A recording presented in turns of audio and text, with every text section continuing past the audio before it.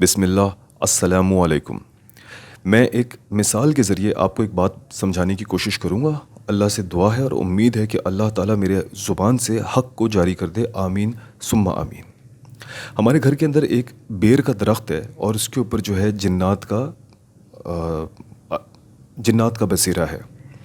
اور یہ بات سن کے آپ یہ نہ سمجھیں کہ آہٹ زی ہارر شو، نو، بڑے محترم قسم کے، بڑے تمیز کے جنات ہیں جو کہ ہمیں اپنی پریزنس کا احساس دلاتے ہیں۔ آف کورس انہوں نے کچھ تھوڑا بہت تکلیف میرے والد کو پہنچائی، لیکن اس میں میرے ابو جان کی اپنی بھی ذاتی غلطیاں تھیں، لیکن اس کے علاوہ انہوں نے ہمیں اوور آل کسی کو بھی آج تک کبھی کوئی نقصان اور تکلیف نہیں پہنچائی، صرف ایک میرے ابو جان کو چھوڑ کے۔ تو ہمیں اس بات کا پتہ ہے کہ وہ یہاں رہتے ہیں اور ہم ان کے ساتھ وہی برتاؤ کرتے ہیں جو ہم کسی بھی اپنے پڑوسی کے ساتھ کرتے ہیں، مطلب ہم ان کا احترام کرتے ہیں، وہاں جاتے ہیں، ہم اجازت لیتے ہیں، ہم ان کو اعلان کر کے بتاتے ہیں کہ ہم اس ایریا میں آ رہے ہیں، ہم یہاں پہ کارروائی کرنے والے ہیں، وغیرہ وغیرہ۔ ایک بات تو یہ ہو گئی۔ مسئلہ یہ ہے کہ اس درخت کے اوپر کووں کا بھی ایک گھونسلہ ہر 3-4 مہینے کے بعد بن جاتا ہے۔ وہ کووں کا گھونسلہ جب بھی اس درخت کے اوپر بنتا ہے تو وہ کوے ہمارا جینا حرام کر دیتے ہیں۔ اچھا، اس میں کچھ غلطی ہماری بھی ہے۔ اس گھونسلے کی وجہ سے جب وہ کوے آ کے بیٹھتے ہیں تو ہم ان کو شو شو کرتے ہیں، ہم ان کو ڈراتے ہیں، ہم ان کو دھمکاتے ہیں، اور اس کے بدلے میں وہ ہم ایگریویٹ ہو جاتے ہیں، تو وہ ہمیں تکلیف دیتے ہیں، وہ ہمیں ٹارچر کرتے ہیں۔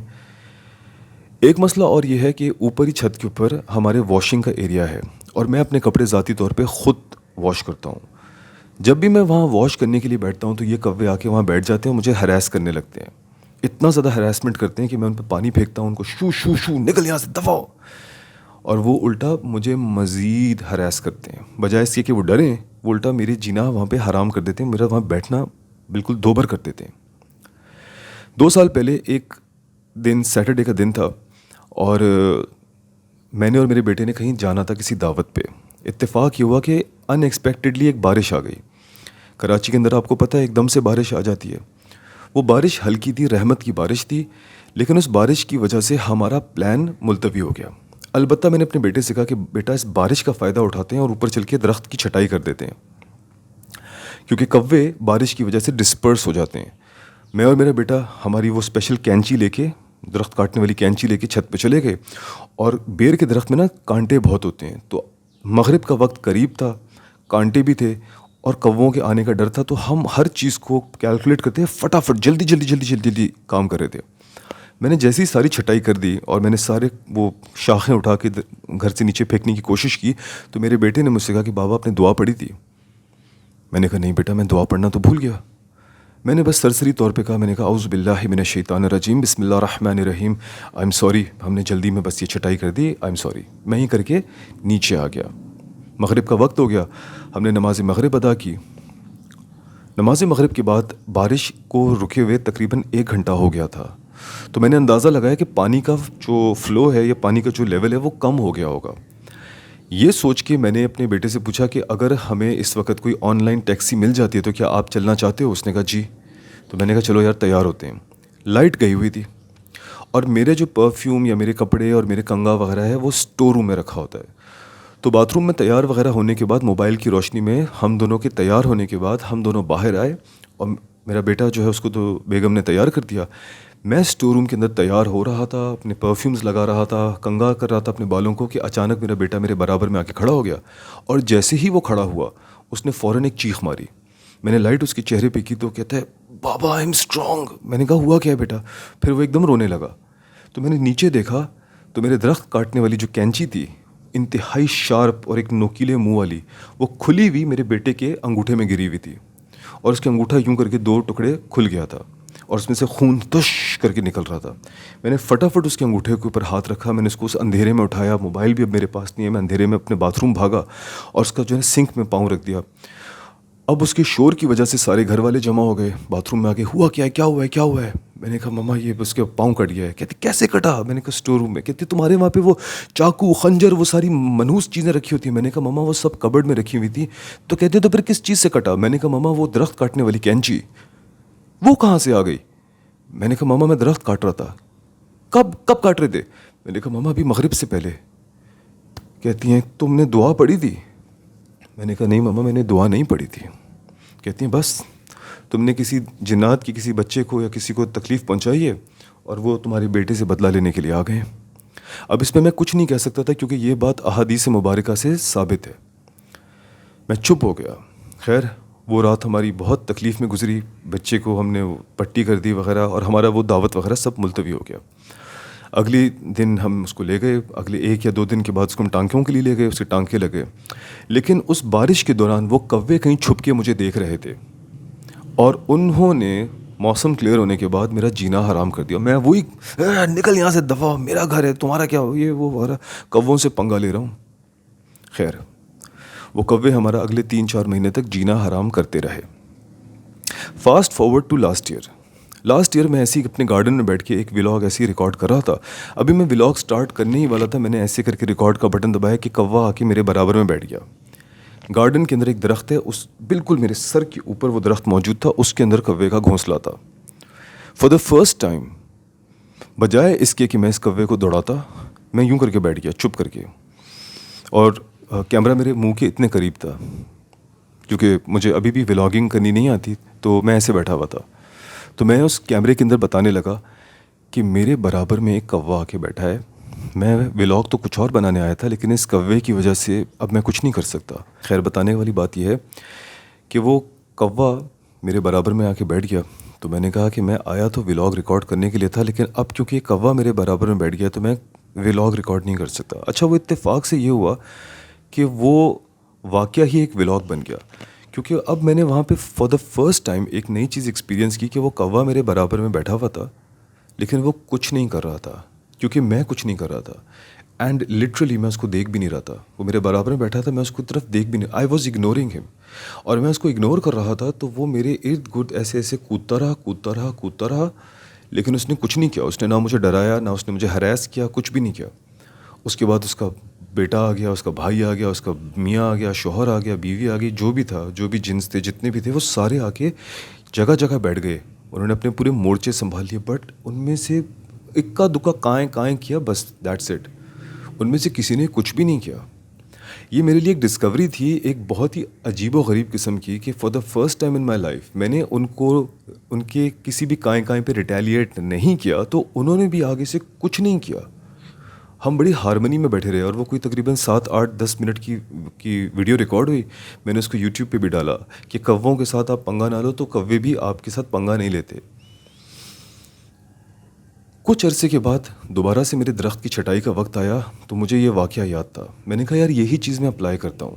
میں گیا، میں نے درخت کی چھٹائی کی. یہ کوے آئے، انہوں نے میرے اوپر سے فلائٹس بھی ماری، بار بار میرے سر کے اوپر سے گزرے لیکن میں نے ان کی طرف دیکھا بھی نہیں. میں چپ کر کے اپنی درخت کاٹتا رہا.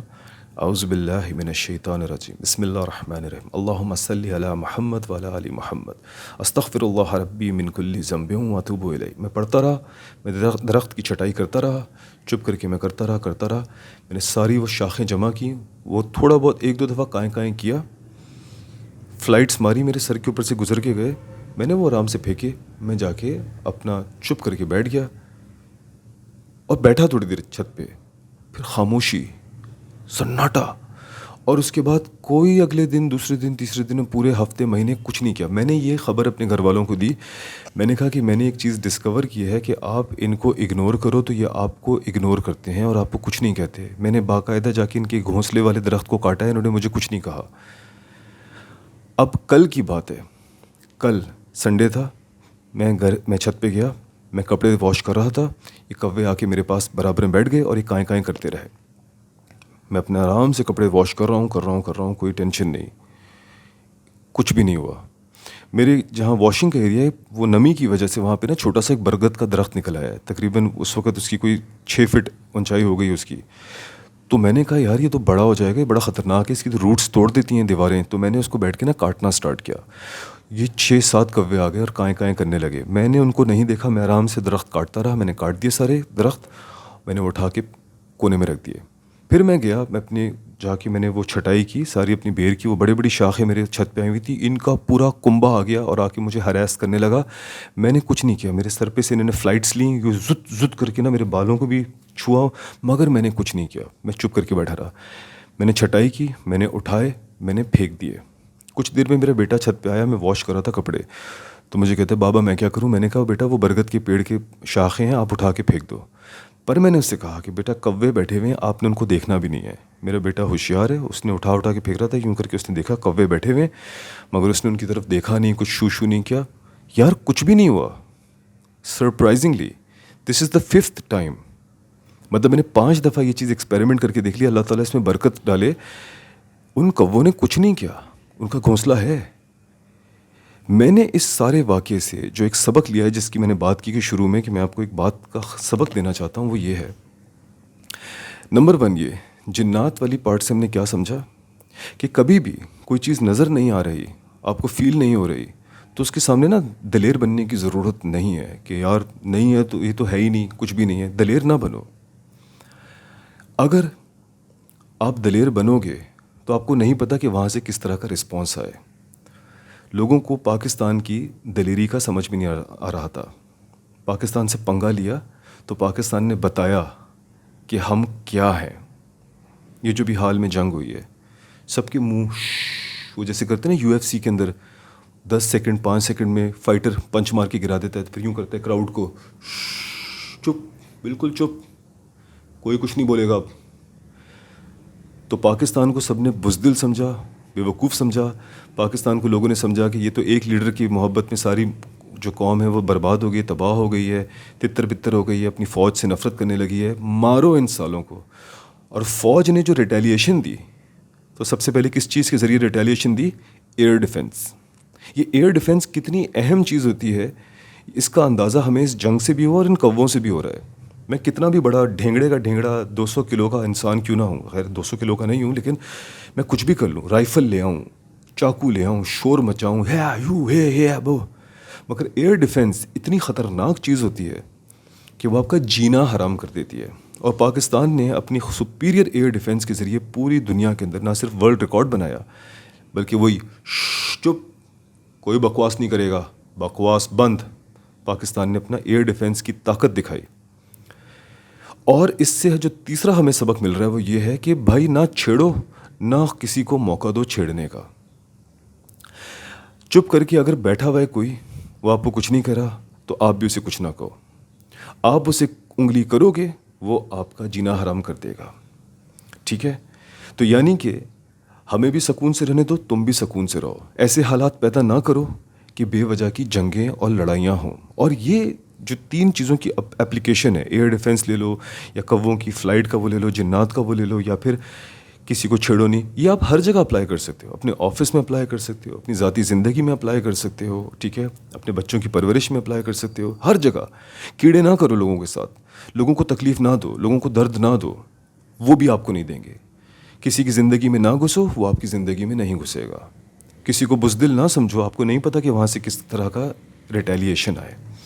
اور آپ کو نہیں پتہ کہ کسی کے پاس کس قسم کی طاقت موجود ہے آپ کو لہو لہان کر دینے کے لیے.